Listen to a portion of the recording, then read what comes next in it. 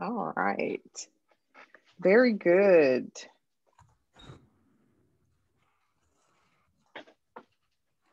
All right, thank you. So obviously, last week went good. Our very first Glad You Asked, because you're back today. So thank you for joining us again today. So we're going to talk about some questions and some issues that have come up. So we're going to start with a few items that we've noticed. And has Tiffany joined us yet?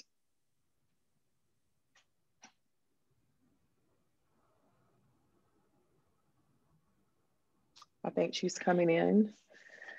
So we got a couple of topics for you today that we want to address. One of them being conflict resolution. And there's a specific question that has come up in the past that we will talk about when it comes to conflict resolution. And we're going to talk about some potential customer service training that we hope to be bringing to the Market Center. And then I believe Tiffany has a question or a topic she would like to address concerning duties owed to our clients and to our customers. Clients and customers are different? Well, yes, they are. They are different. So we'll talk about that. So let's start off. Everybody good so far? If so, yes, thumbs up. Okay. Thank you, Amy. I can see the head nod there. All right. Thank you, Meredith. All right. So we're just going to jump right in because we do respect your time. We want to be timely with our session here. So first thing is conflict resolution. All right. So let me tell you about this particular scenario that came up in the past. So there were two agents within our market center. Two agents within our market center who were both assisting a buyer with looking for homes, unbeknownst to the other agent. So one agent is helping the buyer look at homes, and then lo and behold, the buyer goes to another agent and starts to look for homes. Here is the thing. Both came to me and said, oh boy, we just found out that this buyer has been working with both agents. What do we do? What do we do? I've done a lot of work. I'd like to get paid. The other agent says, well, I've done some work. I want to get paid too. All right, can anybody think about what I would ask being approached with this? What kind of questions would I, as a big, ask either one of these agents? Tiffany, I know you know where I'm going with this. If anybody doesn't give me anything, I'm hoping Tiffany will jump in and say, well, what could I possibly ask these two agents? Tiffany, what do you think? I was going to say, I'll give them a couple of seconds to respond, and then I have some questions for you. Would you have to ask if they have both or either have buyer agency signed? Oh my goodness, Amy. Thank you so much. Yes. Who has actual written exclusive buyer agency agreement? Well, I did ask that question. I did ask the question.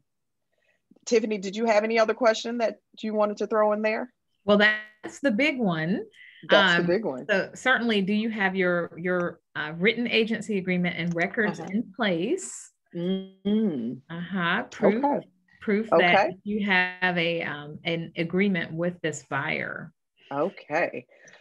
Well, thank you both for that. And yes, that is the question that I asked. And lo and behold, only one agent secured a written buyer agency agreement.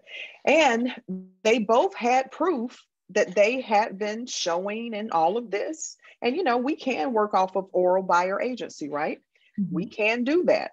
But only one secured the agency agreement, written agency agreement. So in that particular case, because one had done some work as well as the one who had the agency agreement, here's what when it comes to conflict resolution here at Keller Williams in our market center, it's all about win-win, right? We want it to be a win-win for all. So we had to sit down and talk about that. What do you two think should happen in this case? And the reason why I say that is because integrity of the Y4C2TES, win-win is the first one, but that next one is integrity.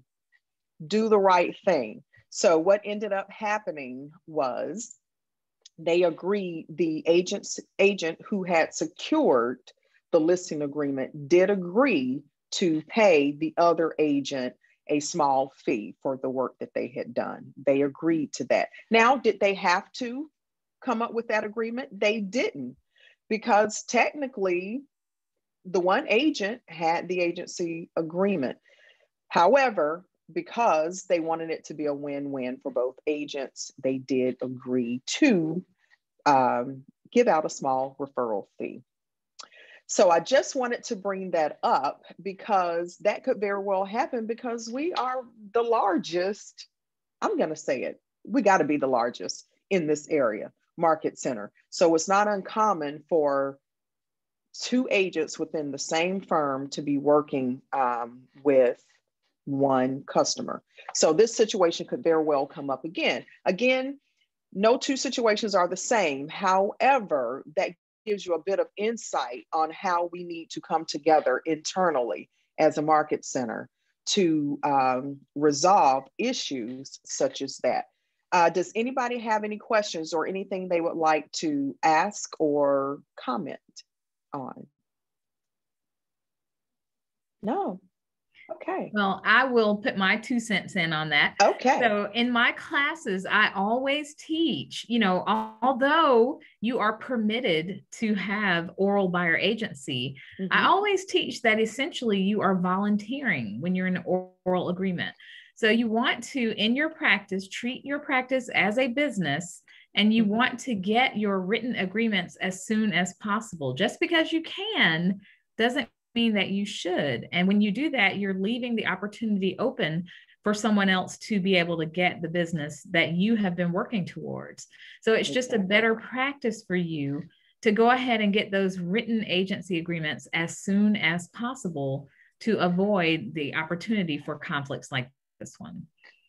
Very good, Tiffany. Thanks for adding that. And I'm going to, and just to take it a step further, just for a moment, so we don't spend too much time on this one, I would like to add, if we are really explaining that working with real estate agents, disclosure up front, that will also, if we are really educating these potential clients up front, what it means to work with the buyer's agent and explaining it very well, it makes it a lot easier for a customer to become a client.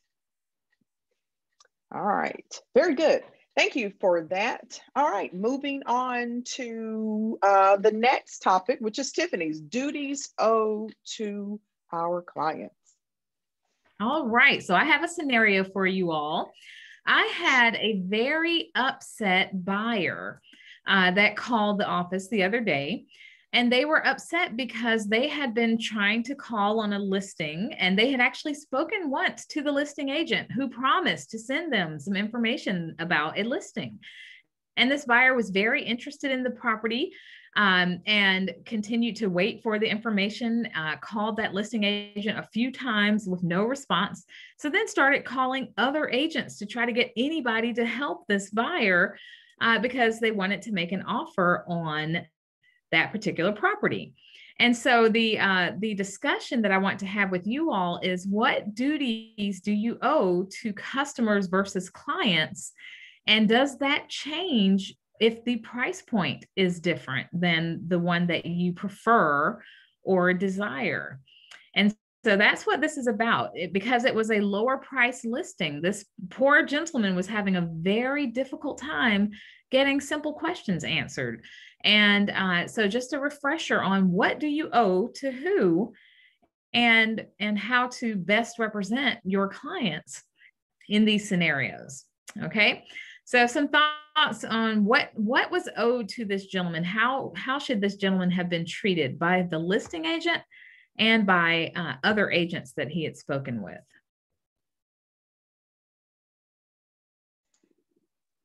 So that's a question for you guys. I need an answer. What are your thoughts?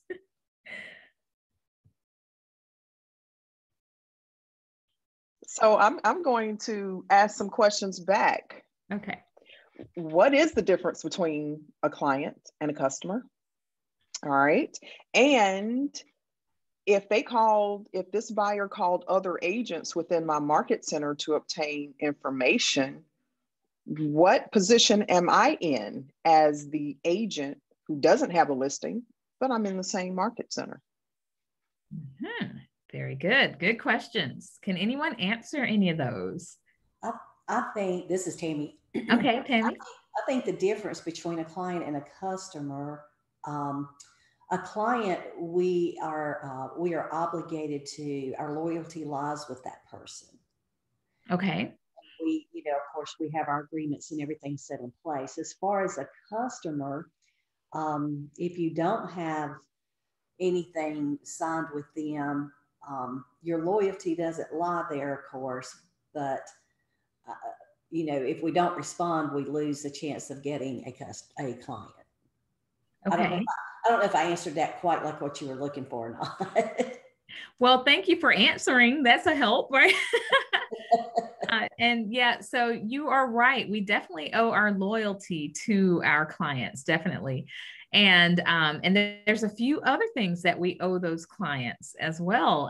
If you remember, I don't know how long it's been since some of you have been in pre-licensing, but I see Meredith, you got it in there, the old car. So there's a few things that you owe your client and that the commission expects regardless of the price point. When you're dealing with your clients, you owe them the old car. And just for review, that means that you owe them obedience to any lawful instructions. Of course, you can't obey illegal ones, right? You also owe them your loyalty. You owe your clients full disclosure, not just material facts, but everything that you find out regarding the transaction. You have to disclose everything to your clients. You owe them confidentiality. You owe them, of course, accounting, and then reasonable skill, care, and diligence. So you owe a lot of things to your clients. And this listing agent, when they did not respond to that buyer's inquiries or provide the information that they promised, they were actually not looking for their client interest, because this is someone who's interested and may want to purchase that property. So you owe that reasonable skill, care, and diligence to get your client's interest met. Now, with that being said, we talked about what you owe your client. What's the difference between that and what you owe a customer? This buyer calling in and asking questions. What do you owe that guy? I see something in the chat. Okay. And it says we owe a customer fairness and honesty. All right. Very fairness good. Okay. Okay, we do. We owe them honesty and fairness. And one other thing we owe customers. Anybody remember?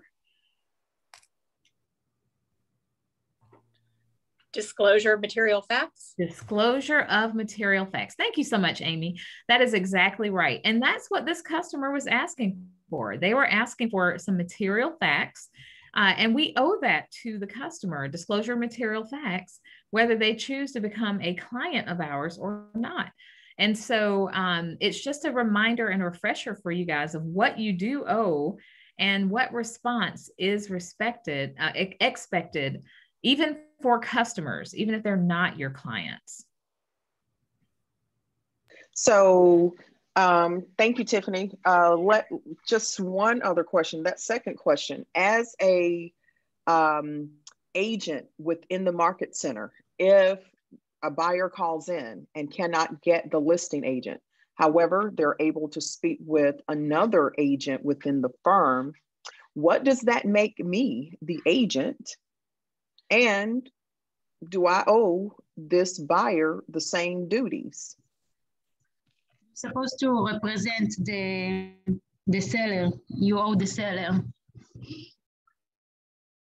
All right, Hilla, thank you so much. She says that that agent would work for the seller. And what is that called? That's what? Sub-agent. Very good. Sub-agent. Okay, Yeah. Sub-agent of the seller. And our duty is still to the seller, and we would still owe that buyer calling in the HFD, honesty, fairness, and disclosure of material fact. Very good. So just some reminders here for you guys that don't forget, even if it's not your client, if they're assigned to the firm, we are all agents for that client. And so they are your client, even if they're not directly working with you. And so we do owe our agency duties to all of our firm's clients. And so looking at it from a broader picture or perspective on what is expected and what we owe. Any questions about those topics?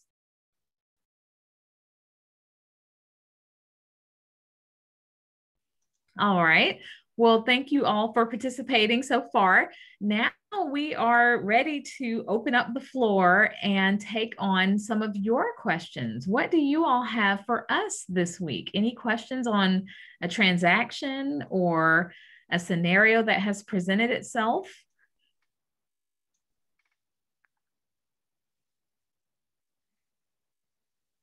Everyone's quiet this week, huh? This is Erica. I have a possible situation I would like to discuss. I did discuss it in our smaller team meetings, but I would like to get, just another angle. I think until I hear what I feel comfortable with or what I can wrap my head around.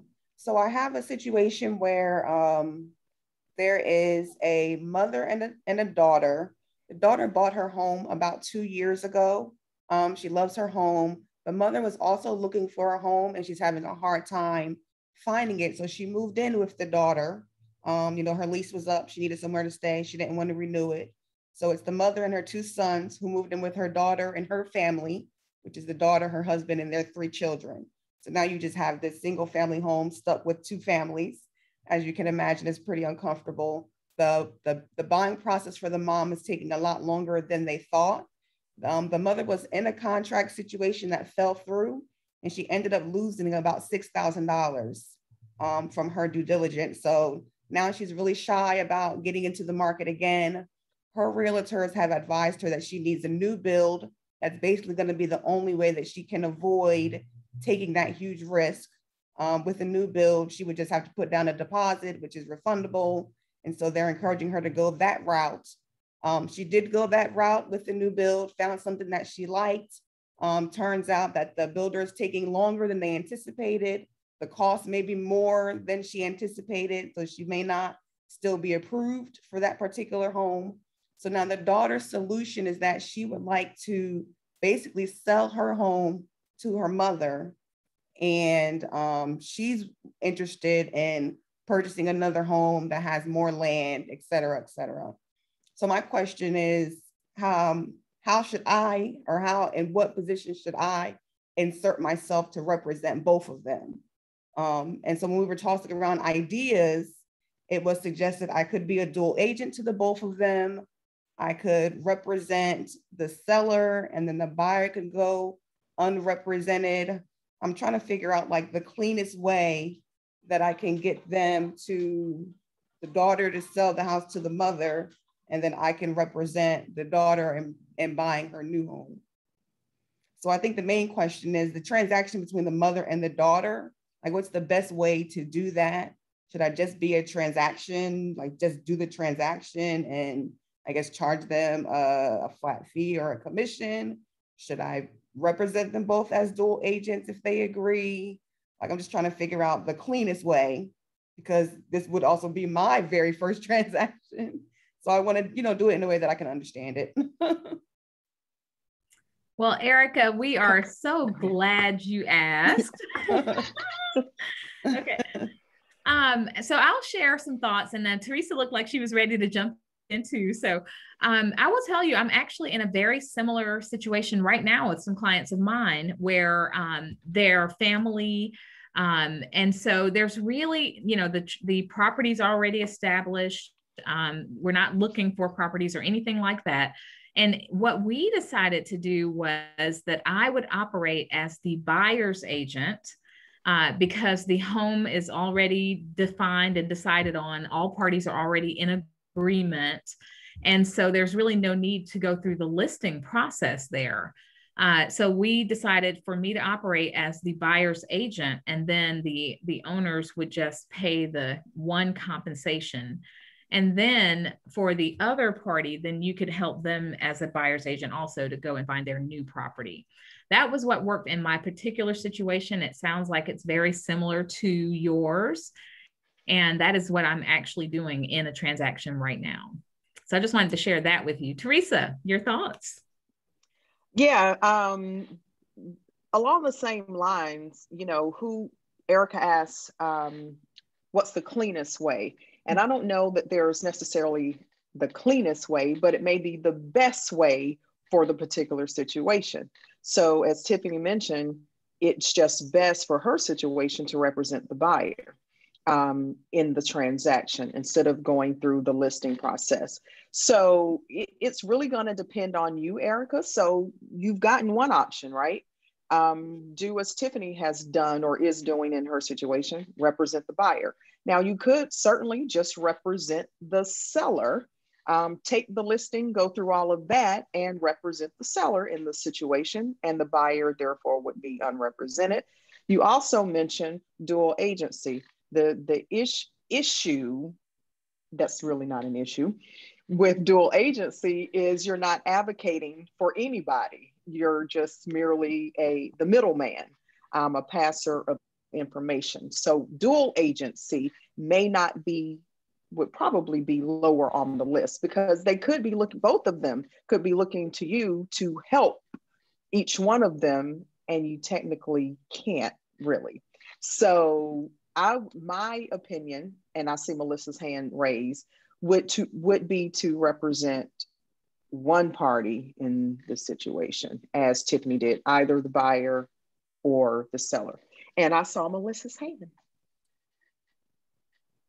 So my question is, because she knows so much information about both sides of the transaction, shouldn't she only be a dual agent in this particular situation, being a dual agent for both of them? Because of, you know, she's had a lot of conversations and she's dug deep and she's talked to both parties and together, right? So, I mean, I don't know how you could just represent one side. I mean, I'm just thinking out loud. Melissa, go ahead. I was gonna say, I am very close to both of them. The owner of the home, who would be the seller, she is a very close friend of mine. And so naturally I'm close to the family.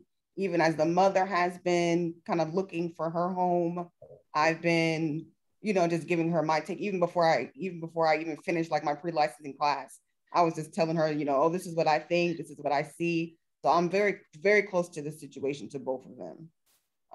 And it's kind of like they're both not really familiar with the process. And so I would want to be able to help both of them, but you know, obviously I can't advocate for both of them, but that's hard because it's like, you know, they're family and they're my friends, and I just want the transaction to be able to happen smoothly, you know, or just be able to happen for them. And of course I want to be compensated. Well, you know, and I'm going to say something, hey, just let me, I just got to throw this in. You know, what would be really easy is to refer it. Super easy. Just get out of it altogether. Just wanted to throw that in. Tiffany, I think you were about to say something. And I see some comments here in the chat as well. Okay. And so I wanted to respond to Melissa's question. Melissa, thank you for asking and for sharing those thoughts about with the knowledge that you have. Now, according to like commission rules and things, when it comes to knowledge and agency and designated agents and all those things, that is important depending on what kind of agency is going to be practiced. So right. She can still be one agent or the other, and at that point, from that point forward, her duties would belong to the one who has hired her. So any prior knowledge that she already has, it's already there, but that would not preclude her from being able to represent one or the other party. So thank you for asking that, though, because that was a great point. Now, with that being said, she would want to be undisclosed dual agency. So right. And she's already been hired by one of the two, right? No. That's not my understanding. Erica, no, I don't represent either one. And actually right now, the mother, because she is in the process of looking for a home, she's already represented. And so before I even thought about representing her, she would have to drop her representation if possible. She's not happy. And that's the new home subdivision?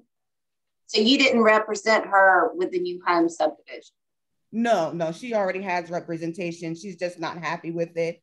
And if they were to move on to this new idea, like, oh, I'll just buy my daughter's house, then she would want to get out of her representation to do that. Because she's like, hey, I don't need you to represent me to buy my daughter's house. Okay. I see Jen's Very hand. good. Yep. Jen? Hey, I had a question. Is there any concern that she has so much information on both sides at this point, and how to proceed on that? Because at this point she doesn't have agency with either, but has a lot of information. Jen, that's a great question. And I'll tell you, the way it works, let's do another similar scenario. Let's say that you had a listing and you know all the details about this listing, but it did not get sold during your agency period. Okay. And now that the listing has expired, a buyer comes along who wants to represent them, and that home is perfect for them. Well, you now have agency with the buyer. You don't have any fiduciary duty to the seller. You're not under agency with them anymore. And you now have to disclose everything you know about that listing to your new client, the buyer. It would be a very similar scenario here, where currently she has plenty of knowledge. And she would only owe fiduciary duty to whomever hires her as their agent. And at that point, she owes all of that knowledge that she has. And the advantage Erica has, thank you, Tiffany. And the advantage Erica has right now is that she doesn't have agency with anyone.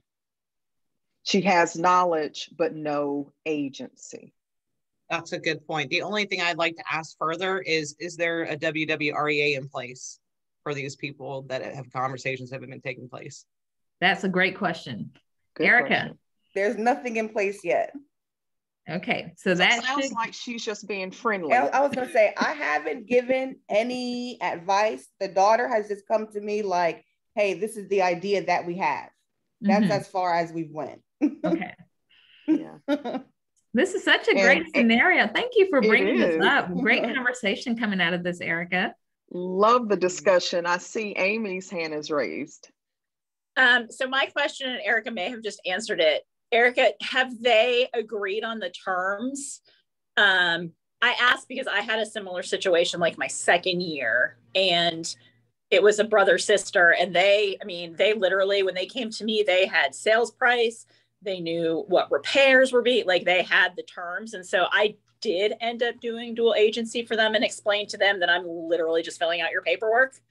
Right. Have you agreed on terms? I don't believe so. As far as I know, and the daughter is the one who has really spoken to me, because she just can't hurt. She's like, look, I got to get my mother out of my house. This is the idea that I came up with. And so she says she has a number that she would like to sell the house for, but she thinks that her mom is going to give pushback because, it's the whole family situation.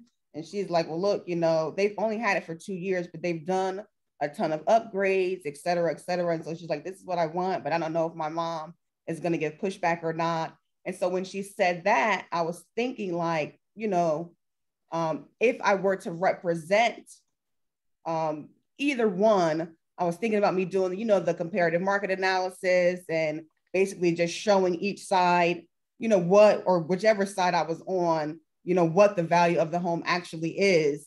And then, you know, letting the mom know, like, look, this is the, and that's where I was getting kind of like mixed up, because it's like, you can't really advise both sides. Right. You know, but I was thinking like, I'm letting the mom know, like, if I were to represent her, like, look, this is the market, this is what your daughter can sell the house for, you know, and just basically like, you know, you got to kind of leave that familial status to the side. This is what her home is worth. And so I know that she was just in the process of presenting the idea to her mother. I highly doubt they've talked numbers yet, because her mom still has to even agree like, okay, yes, I'll buy your house. But I know the daughter told me that she had an idea, but I'm pretty sure they have not talked terms yet. Yeah. Yeah, then I wouldn't do dual agent. And I'm like, look, I care about both of them a lot. And I'm like, I know that it's not going to be a situation where anyone's trying to get over on the other person. I'm sure they both want a situation that all parties are happy with. And so I'm like, I really just want to facilitate that, like the legal transaction of the selling of the home. Like, that's what I want to do. Just facilitate that aspect. So really just pushing the paperwork. Anything else, I kind of want them to decide on their own. Like, you guys have to negotiate amongst each other as mother and daughter, or whatever terms you want to come with. And I just want to like do the appropriate paperwork for them so that this house is now legally yours. So what you just described is dual agency, where you would not represent really, as far as negotiation goes, one side or the other. In that aspect of it. And so if that's what you want to do, then that's how you would have to proceed in that scenario. Yeah, I think that's what I would feel more comfortable with, because I don't want to get emotionally involved and, you know, be negotiating on for one person and not the other. That would be very difficult for me. And that's important. Thank you for sharing that, because you do have to operate within what is comfortable for you as an agent. And so you would decide if dual agency is comfortable, and make sure that you feel comfortable with the rules and making sure that you don't violate those. No, you know, no preference for one side over the other. And, or if you need to pull out of it because you might feel too close, and refer it potentially to someone. So that's a decision on how you feel comfortable operating. Right. And it sounds like it's more of that, Tiffany, than it is which one do I go with? Which one do you, Erica, feel most comfortable with? And that's the thing, as Tiffany mentioned, once you do go dual agency, understanding the parameters around dual agency and being very careful, and you really need to step in professional mode at that point.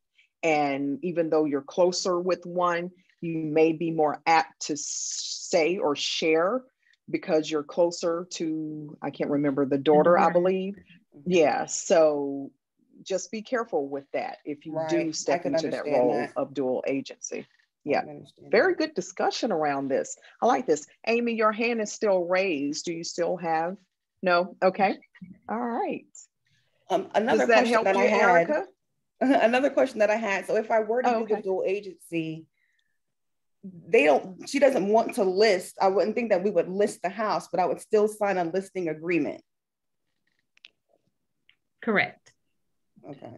So you would do a listing agreement that does not go on the market. You're not going to put it in MLS or any such thing. Right. Yeah. Okay. So just at that point, if and when, no, I'm not going to say if, when you get to that point, come see us, come see me for paperwork, additional paperwork necessary. Got it. Melissa's hand is raised. So on that note, so would we select the office exclusive section in the listing agreement because of she's not going to go outside of the company for the listing agreement? Right. Yes, ma'am. Mhm. Yep. And then we have to follow the protocol with, okay, gotcha. MLS. Yes. Very good. Very good. This was very Yes, helpful. I feel a lot more Awesome. comfortable on how to move forward now. Well, good, Erica. Again, we are glad you asked. What about the rest of you? What questions, scenarios, issues, challenges? Teresa, I would like to ask a question. So I have a Okay. similar situation too, and I have a family member that is living in a house that another family member owns.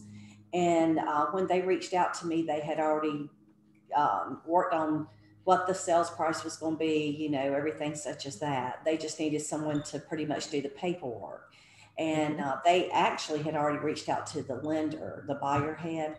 So the way I've done this, and I want to know if you feel like I've handled this correctly, but I actually represented the buyer that's living in the house. I did a no representation for the seller. And that's, you know, that's been pretty clean, cut clean for me. So was that okay that I've done it that way? Sounds like you were on or did do it the right way and on the right track. So yeah, goes back to Tiffany's situation. Representing, she chose to represent the buyer, and that's exactly what you did. So we got to represent somebody in the transaction. Who is it? So yeah, from what you're saying, sounds like you did the right thing. So Tammy, can I ask a question for you? How did you handle the compensation? Is the buyer compensating you, or did you do the unrepresented seller fee agreement? Actually, the seller is paying for the paying the firm. The commission. Okay. Mm-hmm. Okay. They had already agreed upon that when they had reached out to me.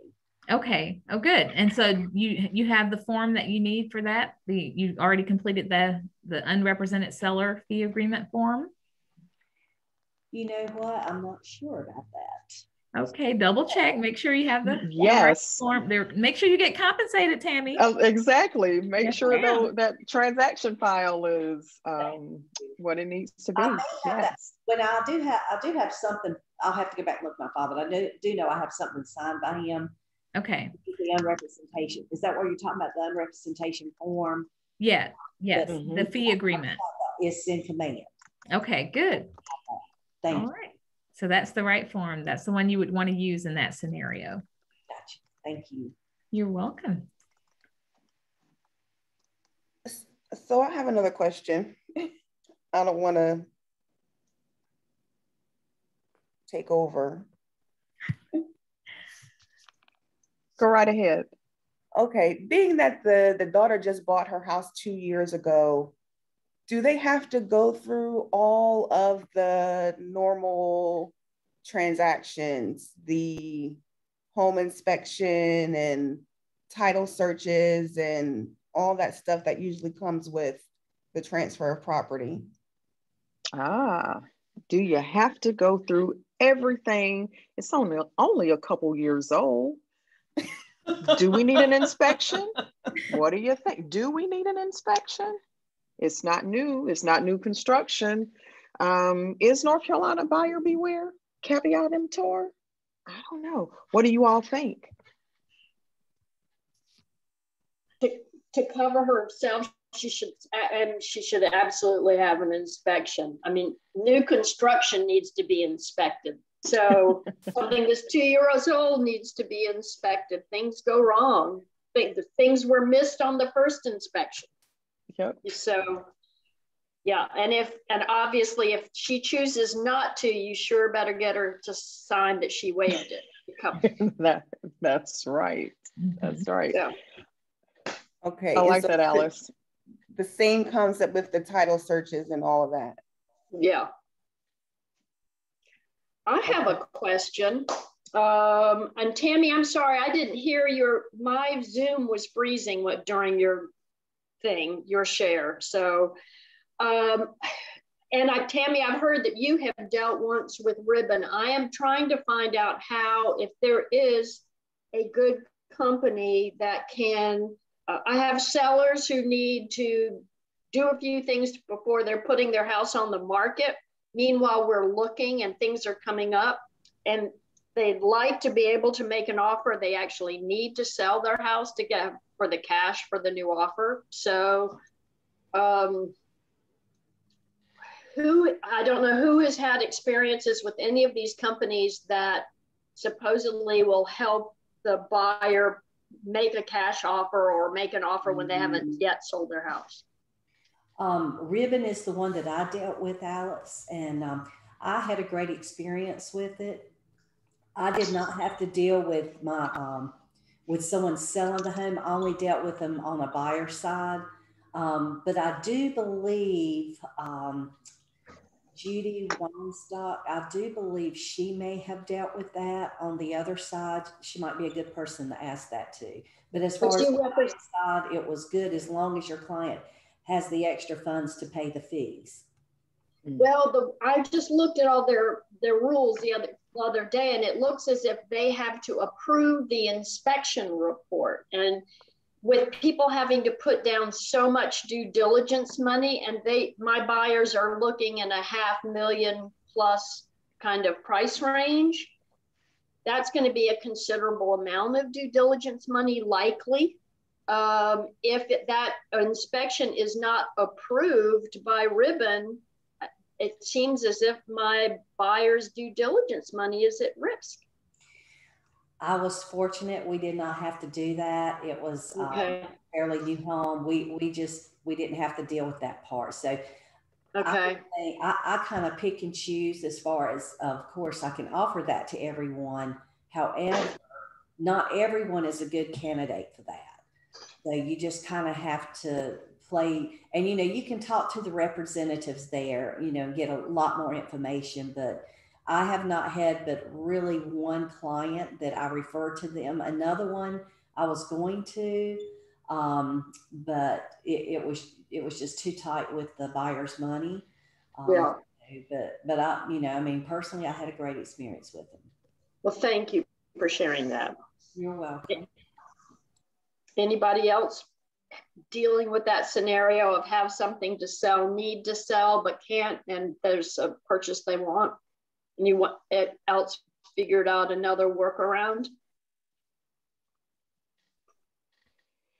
Jim had that situation, with 6 months reserves, right? Yesterday. Is that what you're talking about?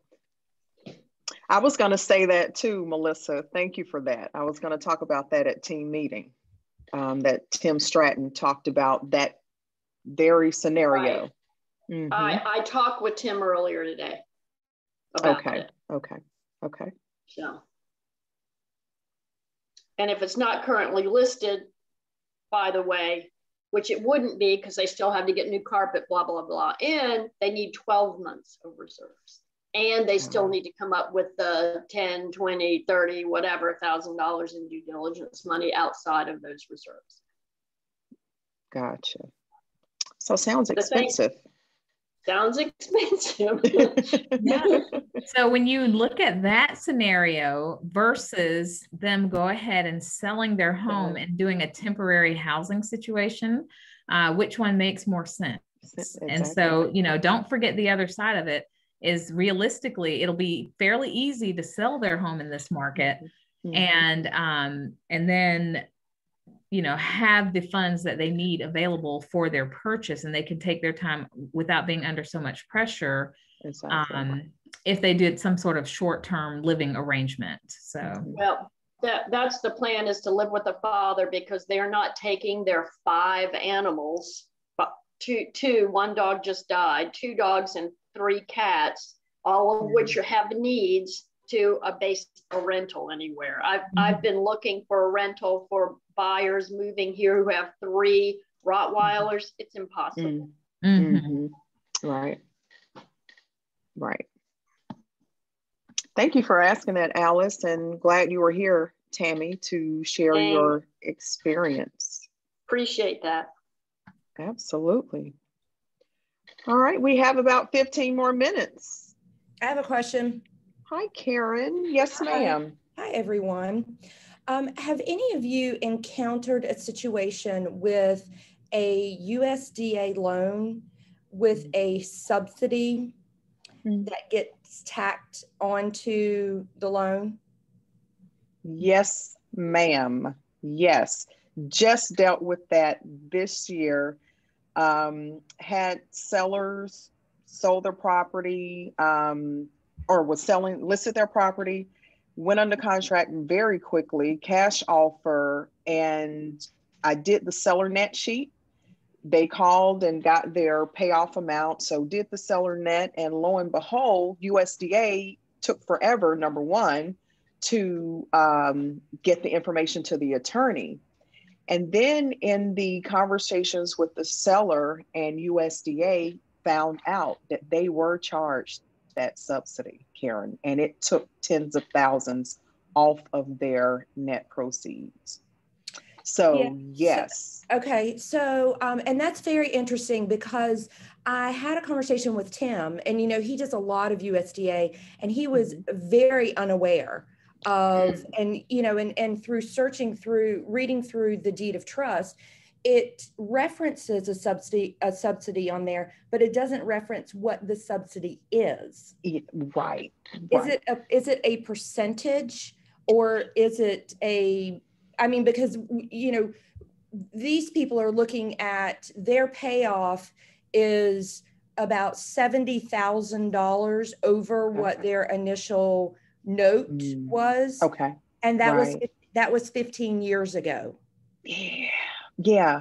And So, and that's a good question, Karen. I don't know exactly how they came up with this figure, but I know that they bought the house new in 2008, and they were charged, and I believe I'm saying this correctly. Melissa, I saw you nodding your head, so you may have some experience with this that can help here. My understanding is the subsidy, the amount or the percentage, whatever it was from this year to the remaining 30 years on their mortgage, was my understanding. So they weren't charged from 2008 to now, but they were charged from now, or when they were selling, to the rest of the 30 years, was my understanding how they calculated it, but I don't know the percentage. It ended up being a lot of money and taking a chunk. So much so that initially they were going conventional loan, and were using the proceeds to purchase the new house, and come to find out, because of that, the lender had to change their loan product to FHA, because the lenders are required to put the buyer in the best loan product for them. They had to move from conventional to FHA. It was such a hit. Yep. Okay. So basically, I guess we need to be, I mean, knowing that now, because I've been doing this for 20 years, and I've dealt with multiple USDA loans. This is the first time that I've ever run into it. So basically, what USDA is saying is that if you don't live in this house forever, then we're going to charge you. Sounds like a prepayment penalty, doesn't it? It does. Yeah. To me, that's what it is. When I found it out, I said, that's a prepayment penalty. Right. Yep. This and I've been told that each county is different, you know, I mean, so, I mean, it could be different in county and the median, whatever it is. And then some of them have expirations, but the only true person that can give you the information is USDA. I mean, you've got to go back to them and stay on the line. Yeah, some of them expire in 10 years. And some of them expire in 20. I had one of those in Orange County. And then, you know, for the group talking about USDA, then you also got to make sure that a client doesn't fit into a direct USDA. And it'll show up on the deed of trust. And you can only truthfully sell to just certain people. you know, when that comes into play. So USDA has a lot of little flags that, you know, we have to ask extra questions or get other agents to help out, because I had a client not long ago that wanting to refinance, it didn't make sense because of he still had, I think, 5 or 6 years before that USDA subsidy was going to completely be removed. And it just didn't, you know, he wasn't going to reap the benefit until I think year 7. So, you know, you kind of have to remeasure things. Yeah. Good point, Melissa. Good point for bringing up that direct USD loan. Yeah, that's a very good point. Very good point. Thank you for sharing that. Amy, I see your hand. Thank you, guys. So can you, this is the first I've heard of it, so this is all very new. So as first from the buyer's agent side, is this something if we have, well, I guess, does this apply with USDA direct, or is this like a different thing? Like if somebody has a USDA direct loan, will there be a subsidy, or is that something that only USDA can answer and not the lender? I think in my buyer's case, it was not direct. Okay. I don't believe it was, but I'm of the opinion like Melissa, only USDA will be able to answer the questions specific to that particular borrower. And is that something we can find out before they go under contract? I'm just thinking how to best educate buyers about it. Yeah. First. I think so. I know in my case, when it happened with me, I didn't know anything about it. Had I known, then I would have recommended that they get this information from USDA, but I had no idea until after it was under contract, and it really affected their proceeds. And then listing side, is it something we should be asking our sellers, like when you purchased, did you use a USDA loan, or just let about that? Yeah, absolutely. Yes. Yeah. That's on it's our fault as a listing agent if we don't have that information, because it's on some deed of trust somewhere. So I think it would just be part of your due diligence whenever you're pulling your tax card and your deed and all that, to whether you save the deed of trust or not, at least look at it to see what type of loan that that they got, which was what I did. And then the seller's attorney discovered that there was this subsidy, and we were all just like, wait, what? I mean, this is like, this is like $70,000 over what the initial, it's almost double what the initial note was. And to me, I'm like, well, that's not fair. It's not. I mean, I tell you, Karen, I agree. And when the buyers found that out and told their current lender, he was upset about that.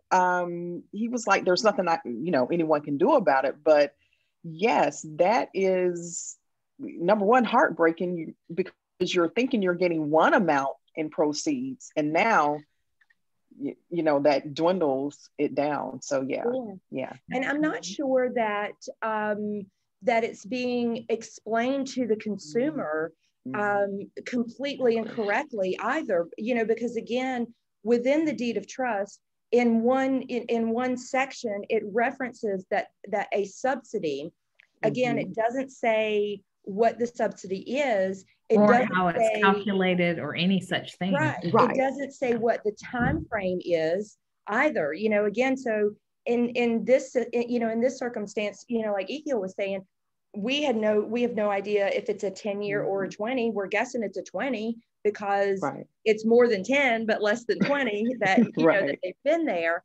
But nothing in the deed of trust references that. And who's explaining that to the consumer? Right. Yeah. They're not, from my understanding. Yeah. It could have also been an old loan type that happened before loans were redone the requirements. So if it's a loan that's like 15 years old, it would have fallen under a different category than the loans do now. Is that potentially? Is that also, you know, back a few years back when they were doing the $8,000 for first-time home buyers? Would that fall into what that subsidy is? Well, we would love for it to just be $8,000. Right. I mean, 8,000 is a whole lot better than 70 that, you know, that they're looking at now. So, and again, nowhere is it referenced on, you know, on the deed of trust.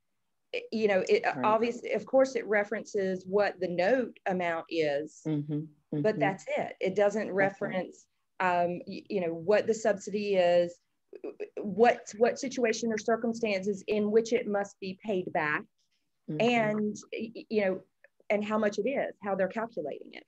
Yeah. So these are things as agents now, you know, as agents now, we definitely have to be aware of and ask those questions, educate any buyers that you have now to ask these questions at the time of purchase so that they will fully understand. I have had numerous sellers that were shocked and amazed, not just at USDA subsidies, but also, as Tammy mentioned, the first-time home buyer program. They didn't know how long that 8,000, you know, that they had to live there before that was forgiven. So there's a lot of different potential surprises for sellers if they don't really have a good understanding at the time that they purchase of what they may owe or have attached to the home. So you are going to have to dig deep, ask questions of the sellers on the types of loan products when they bought the house, and be prepared for surprises, especially these mysterious USDA subsidies. So I don't think they're as shocking after 2008 as they are for loans that were before 2008. That's the only contribution I have to that one. Because there's a lot of regulation that went into place after 2008. Right. Yeah. Melissa, were you about to raise your hand? Yeah, I've got a situation that I just wanted to roundtable real quick. So I was representing a buyer the other day, and it was I don't know, it was some kind of hot sheet where an agent was flagged because of her name from the lender. And I've experienced that before with a government-backed loan, but not a conventional loan. But she was flagged, and then she had to provide all kinds of like name descriptions of herself and proof of who she was before the lender would allow the release of monies. And it was like the day before closing, and it delayed closing. Have any of you guys ever run into anything like that? Yeah. Okay. Help us out, agents. I don't think I have not experienced that. Anyone run into that? I only had it with American citizens who live in Saudi Arabia that were buying property here. That was. Well, this was the mortgage lender stating that the listing agent was on a hot sheet with a mortgage lending company.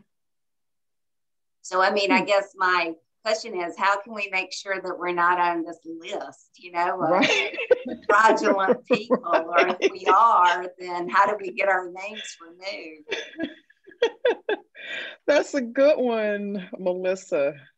We're going to have to do some research on that one. That one's going on my takeaway list. I'm going to get the name of this list, but it's a mortgage list. So Melissa, I have heard of lenders having these mortgage lists, but not for people. I've heard of them having them for, you know, condominium associations, or certain HOAs will get flagged if they're not solvent, you know. This is the first time I'm hearing about them having them on agents or people. So this is a very interesting and curious topic to look into for sure. I want to know how we stay off the list. How do you stay off? Right. Don't do illegal stuff, you guys. No fraud. That's right. curiously enough, I mean, I asked the question of why does it matter? The listing agent is not a party to the loan. So why would it be flagged by the listing agent? I mean, you know, with the listing agent. Oh, I guess who the mortgage company was. Zillow Home Mortgage. Ah, interesting. Who was it, Melissa? I missed it. Zillow Home Mortgage. Oh, that's why. Say no more. It's probably because the listing agent was not a premier agent. That was probably. Wow. Okay. All right. Okay. All right. Thanks, guys. Yeah. Thank you all. That was fascinating. Absolutely. Thank you for joining us. We'll be here again next week. Same bat time station, same bat time. However you say it, we'll be back here. And again, thank you for joining us. We're so glad you asked. Glad you asked. See you next week. Thank you. Thank you. Thanks, everybody.